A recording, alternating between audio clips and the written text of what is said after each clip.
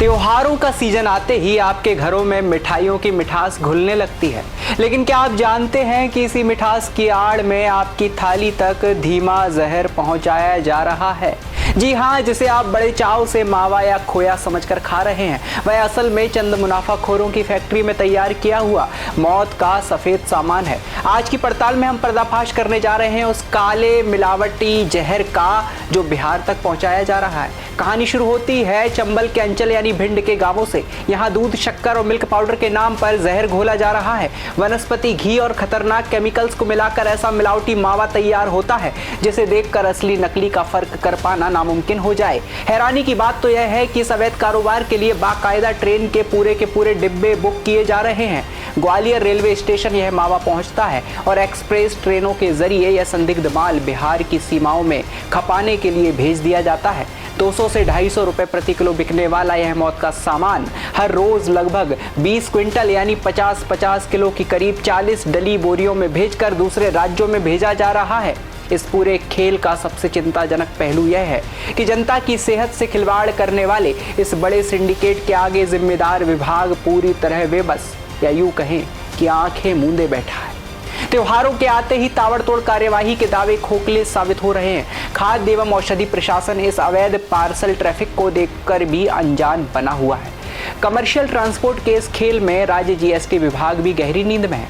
नियमों के मुताबिक इस बड़े परिवहन पर 5% जीएसटी वसूला जाना चाहिए, लेकिन कागजों पर यह पूरा खेल टैक्स फ्री चल रहा है।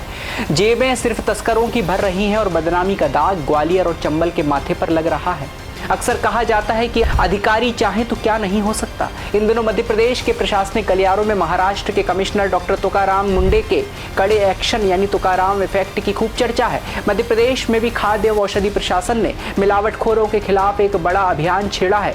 जरा इन आंकड़ों पर गौर कीजिए, आपके होश उड़ जाएंगे। केवल एक महीने यानी 20 जुलाई से 20 अगस्त के भीतर सूबे में 5 करोड़ 61 लाख रुपए का संदिग्ध मावा, पनीर और मिठाइयां जब्त की गई हैं। 1,17,367 किलोग्राम की भारी मात्रा अमानक खाद्य पदार्थों की त्योहारों में बाजारों में खपने से बढ़ गई है। वहीं 1 जनवरी से 31 जुलाई के बीच विभाग ने 11,215 कानूनी नमूने भेजे, जिनमें से 870 नमूने अमानक, 922 असुरक्षित पाए गए। मिलावट का धंधा करने वाले 1000 से ज्यादा दुकानदारों को कोर्ट के चक्कर काटने पड़ रहे हैं। 3.5 करोड़ का जुर्माना लगाया गया है और यह प्रशासन का दावा है कि मिलावटखोरों को बख्शा नहीं जाएगा और यह अभियान निरंतर जारी रहेगा। लेकिन जनता के मन में अब भी कुछ तीखे सवाल खड़े हैं। अमानक सामग्री बनाने वाली इन फैक्ट्रियों पर हमेशा के लिए स्थायी तालाबंदी कब होगी? बसों और ट्रेनों के जरिए होने वाली सप्लाई को स्थानीय सीमाओं पर ही क्यों नहीं दबोचा जाता? विभाग की यह सक्रियता सिर्फ त्योहारों के आसपास ही क्यों दिखाई देती है? साल भर ढिलाई क्यों?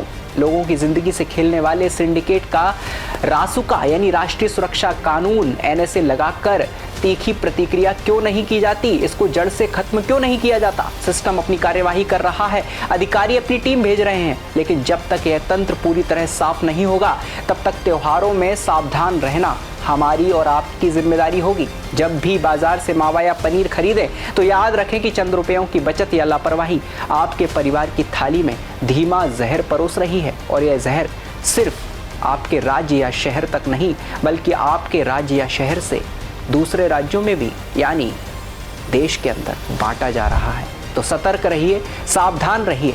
इस त्योहार पर कहीं आपकी थाली में भी वह जहर ना आ जाए। वीडियो को लाइक और चैनल को सब्सक्राइब करना ना भूलें। मैं शिवम सिसोदिया और ऐसी ही खबरों के लिए जुड़े रहिए आचरण न्यूज़ के साथ।